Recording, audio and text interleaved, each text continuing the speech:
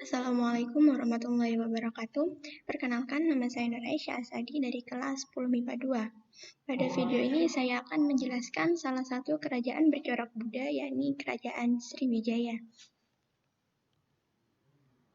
Di sini saya akan menjelaskan 6 materi, yaitu yang pertama asal-muasal, yang kedua sisa-sisa peninggalan, yang ketiga kehidupan politiknya, yang keempat kehidupan ekonomi, yang kelima kehidupan beragama, dan yang keenam faktor-faktor penyebab kemunduran dari Kerajaan Sriwijaya. Kerajaan Sriwijaya merupakan kerajaan bercorak Buddha yang berdiri di tepian pantai Sumatera bagian timur. Nah, tepatnya itu berada di Sumatera Selatan pada sekitaran abad ke-7 Masehi. Pendirinya adalah Raja Dabuntahiyang Sri Jayanegara. Kerajaan ini pernah menjadi kerajaan terbesar di Nusantara, bahkan mendapat gelar kerajaan nasional pertama karena wilayahnya yang mencakup hampir seluruh wilayah Nusantara dan sekitarnya. Nah, sisa-sisa peninggalannya yang pertama yaitu ada Prasasti Kedukan Bukit. Prasasti ini berangkat tahun 605 Saka atau 683 Masehi dan ditemukan di tepian Sungai Tatang dekat Palembang.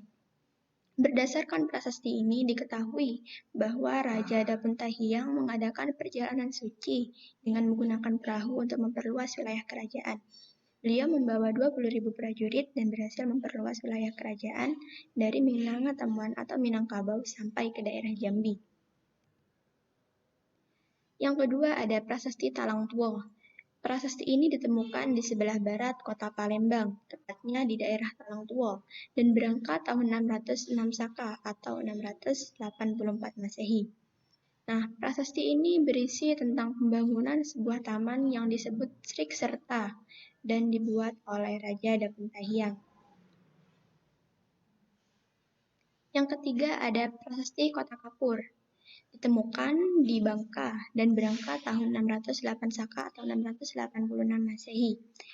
Prasasti ini berisi tentang bukti penyerangan Sriwijaya terhadap Tarumanegara di Jawa bagian barat dan Holing atau Kalingga di Jawa bagian tengah yang menjadi penyebab runtuhnya kedua kerajaan tersebut. Terlihat dari bunyi menghukum bumi Java yang tidak tunduk terhadap Sriwijaya. Yang keempat ada Prasasti Karangbrahi.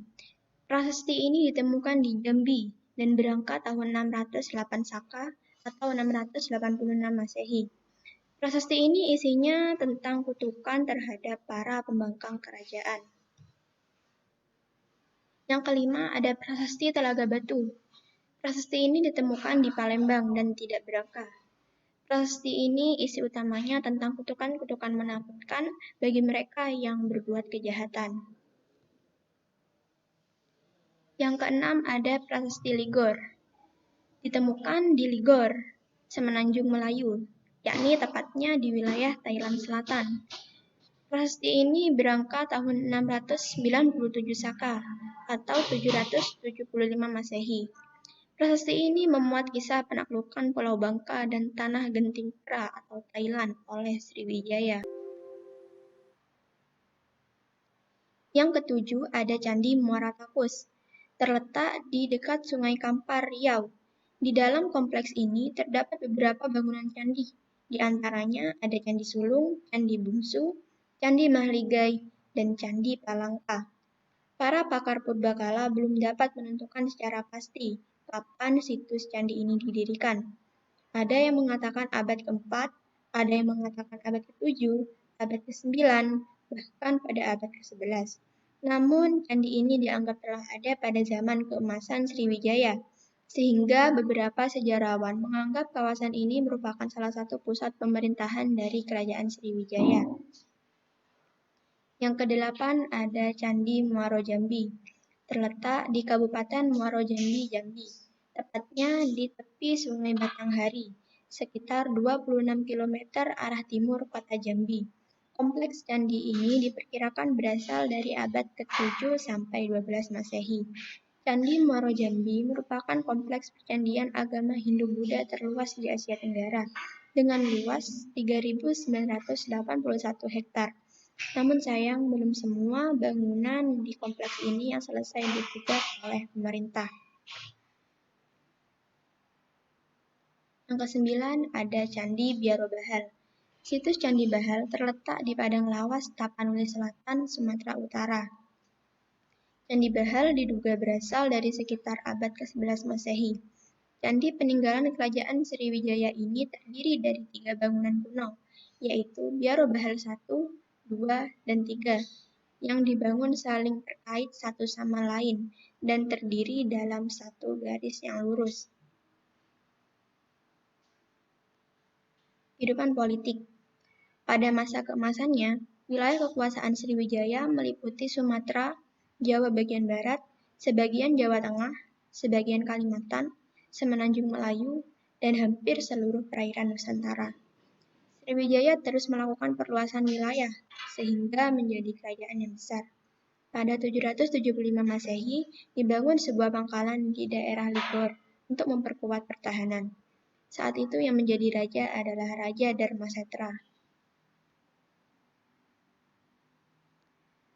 Raja Sriwijaya yang terkenal adalah Raja Balaputradewa.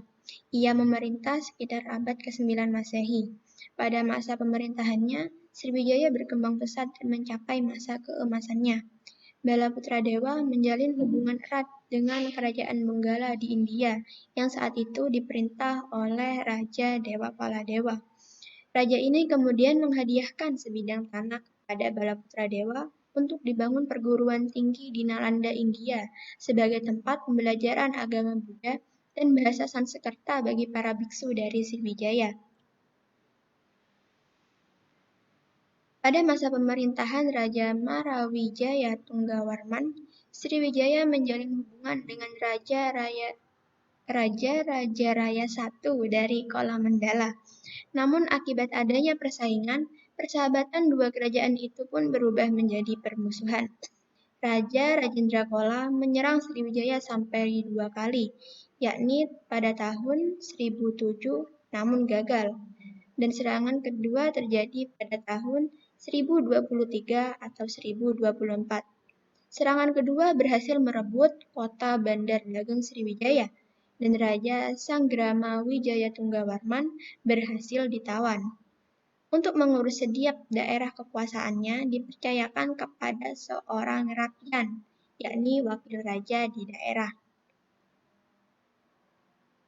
Kehidupan ekonomi. Kerajaan Sriwijaya letaknya sangatlah strategis, yakni berada di dekat Selat Malaka yang merupakan persimpangan jalan perdagangan internasional antara Cina dan India. Dengan demikian, Sriwijaya semakin ramai dan berkembang menjadi pusat perdagangan. Kapal-kapal yang singgah dan melakukan bongkar muat barang haruslah membayar pajak. Dalam kegiatan perdagangan, Sriwijaya mengekspor gading, kulit, dan beberapa jenis binatang. Adapun impornya berupa sutra, permadani, dan porselin. Perkembangan ini mendorong Sriwijaya menjadi kerajaan maritim. Untuk memperkuat kedudukannya, Sriwijaya membentuk armada laut untuk mengawasi perairan di Nusantara. Hal ini juga merupakan jaminan keamanan bagi para pedagang yang ingin berdagang dan berlayar di wilayah perairan Sriwijaya. Kehidupan beragama. Sriwijaya menjadi pusat agama Buddha Mahayana di wilayah Asia Tenggara. Diceritakan oleh Aisting bahwa di Sriwijaya tinggal ribuan pendeta dan pelajar agama Buddha.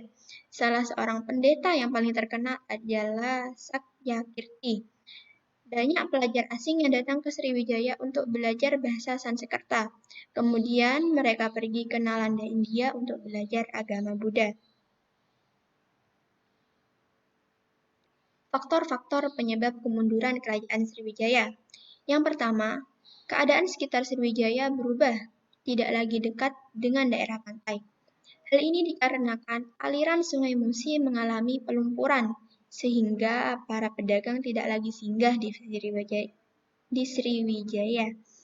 Yang kedua, banyak daerah kekuasaan Sriwijaya melepaskan diri akibat lemahnya pengawasan.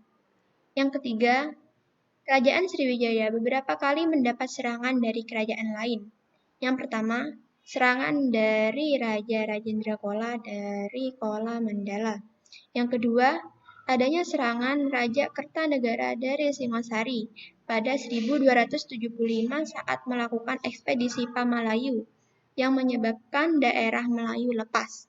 Yang ketiga, adanya serangan Angkatan Laut Majapahit pada 1377 yang mengakhiri riwayat Kerajaan Sriwijaya.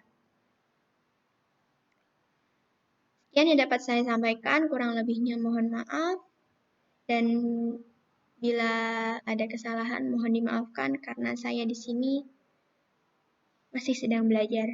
Terima kasih. Wassalamualaikum warahmatullahi wabarakatuh.